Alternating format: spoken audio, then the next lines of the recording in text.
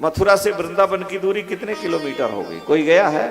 10 kilometre होगी, 12 kilometre.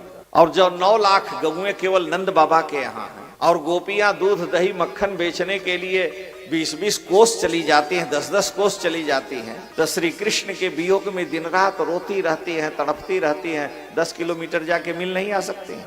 जब 10 ही kilometre है तो वृंदावन से मथुरा जाके मिल आती, लेकिन यहाँ तड़पती हैं, दिन रात रोती हैं। मधुबन, सूरदास जी लिख रहे हैं, मधुबन तुम कत रहत हरे, बिरह वियोग श्याम सुंदर के ठाढ़े क्यों न जरे।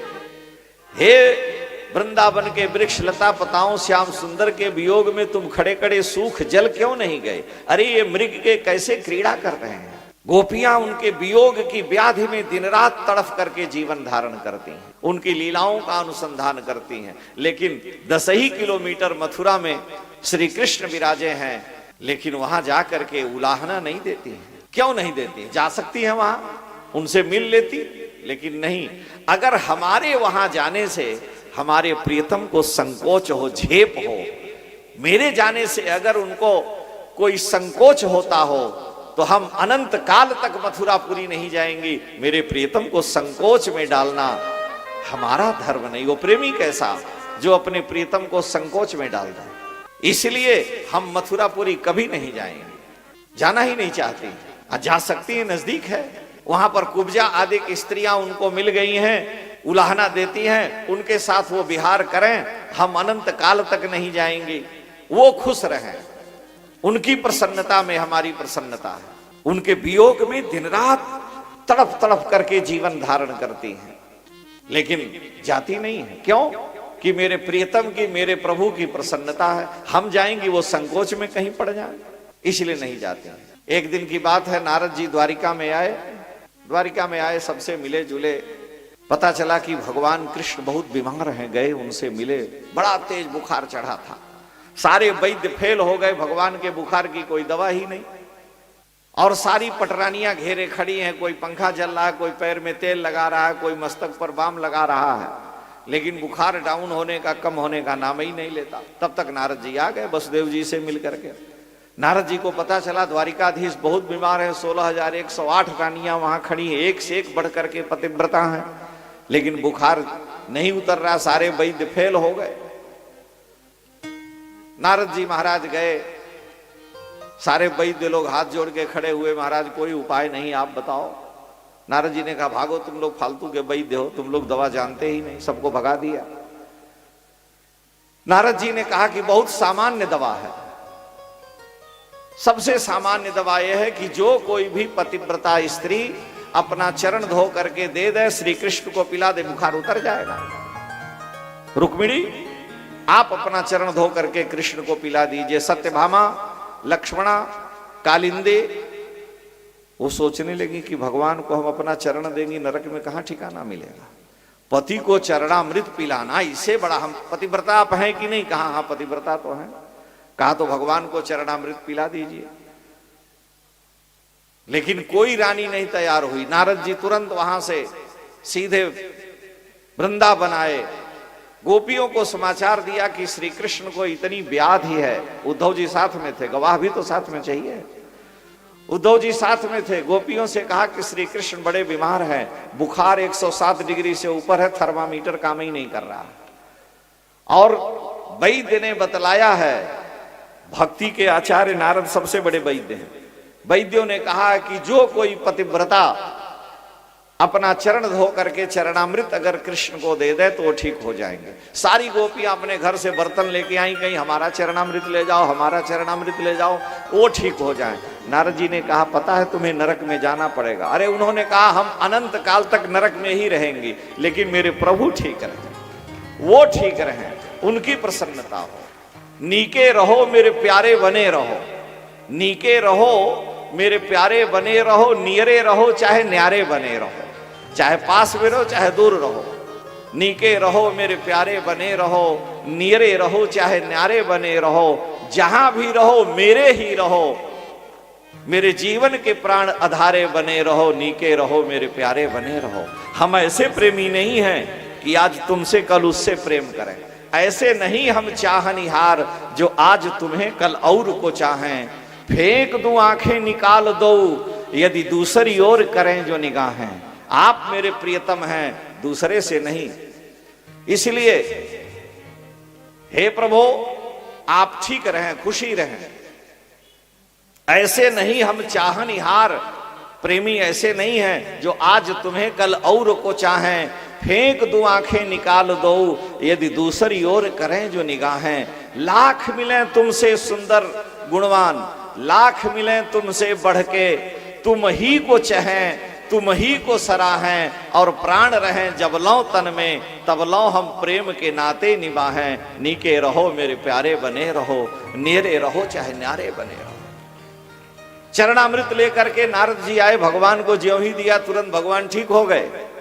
रुक्मिणी जी ने कहा कि इतनी पतिव्रताओं हैं, कहा अपने पति को छोड़ के कृष्ण को पति बनाई है, आपने तो कोई दूसरा पति किया नहीं। रुक्मिणी जी ने पूछा आखिर में कैसे वो दे दी।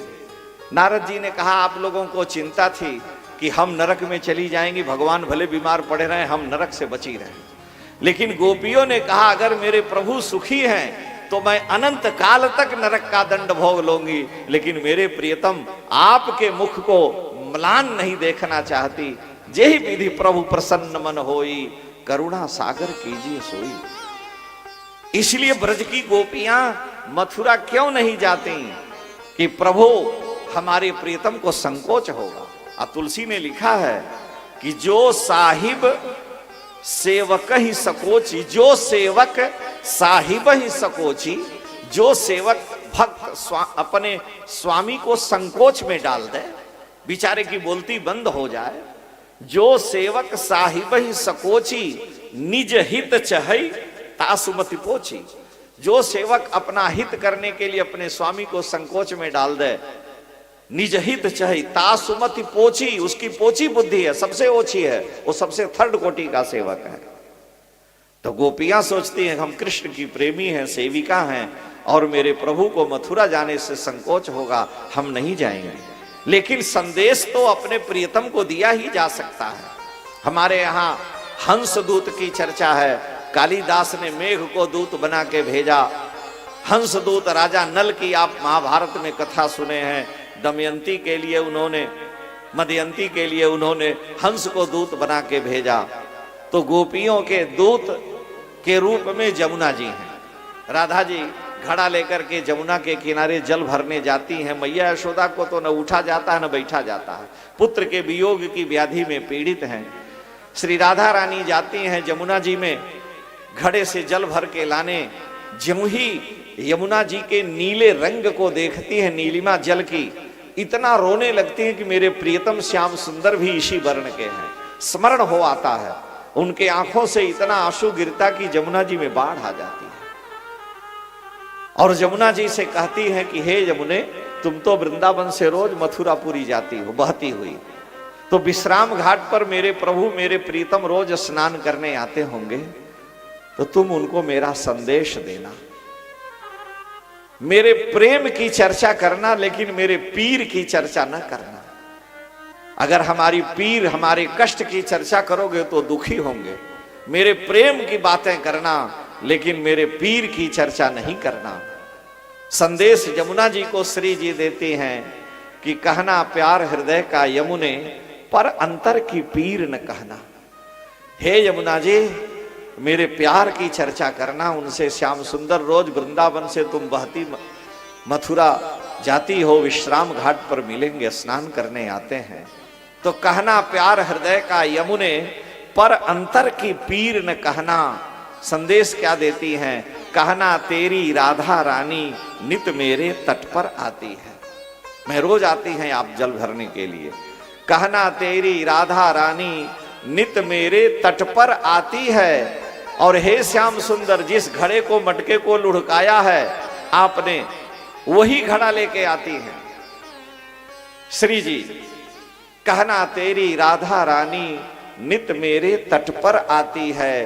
तेरे कर की छुई गगरिया अपने कर भर ले जाती हैं, अपने भर के ले जाती हैं। लेकिन पर मुझको कितना दे जाती, निज नैनों की नीर न कहना। लेकिन यमुना तुमको कितना आंसू दे जाती है मत बतलाना। पर मुझको कितना दे जाती, निज नैनों की नीर न कहना। कहना प्यार हृदय का यमुने, पर अंतर की पीर न कहना। कहना राजा साँझ सवेरे, यशोदा के द्वारे जाती है। कहना राधा साँझ सवेरे, मैया के द्वारे जाती है।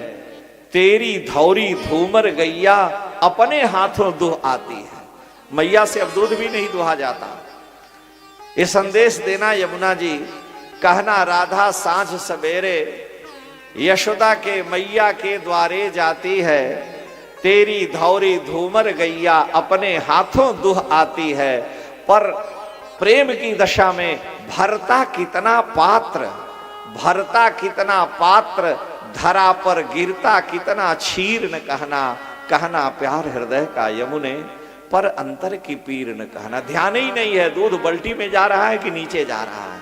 भरता कितना पात्र, धरा पर गिरता कितना क्षीर न कहना। कहना प्यार हृदय का यमुने, पर अंतर की पीर न कहना। ये मेरा संदेश देना कि ऐ मेरे प्रियतम, हे श्याम सुंदर, जिस छोटे से आम के पेड़ को, बहुत से पेड़ों को आपने लगाया था, बहुत दिन हो गए आए। कहना तेरी अमराई में अब तो बौर लगे हैं आने। हे श्याम सुंदर, जिस आम की बगिया को आपने लगाया, बसंत आ गया, अब उसमें बौर आ गए। कहना तेरी अमराई में अब तो बौर लगे हैं आने। बौर आई कोयल डालों पर, फिर से गीत लगी है गाने। बसंत में कोयल भी बौराई है, आपके वियोग में डालें भी बौराई हैं। इसलिए कहना तेरी अमराई में अब तो बौर लगे हैं आने। बौर आई कोयल डालों पर, फिर से गीत लगी है गाने। पर उसको सुन हो उठता है, कितना हृदय अधीर न कहना। कहना प्यार हृदय का यमुने, पर अंतर की पीर न कहना। अगर मेरे प्रियतम को हमारे पीर के चर्चा को सुन करके पीर की चर्चा से दुख हो, ये नहीं बताना, मेरे प्रेम की चर्चा करना। यानी मेरे प्रियतम आप जहां भी रहो, मैं आपके वियोग में जीवन घुट घुट के तड़प तड़प करके धारण कर लूंगी, कर लूंगा, लेकिन आपके मुख को प्रसन्न देखना चाहते हैं।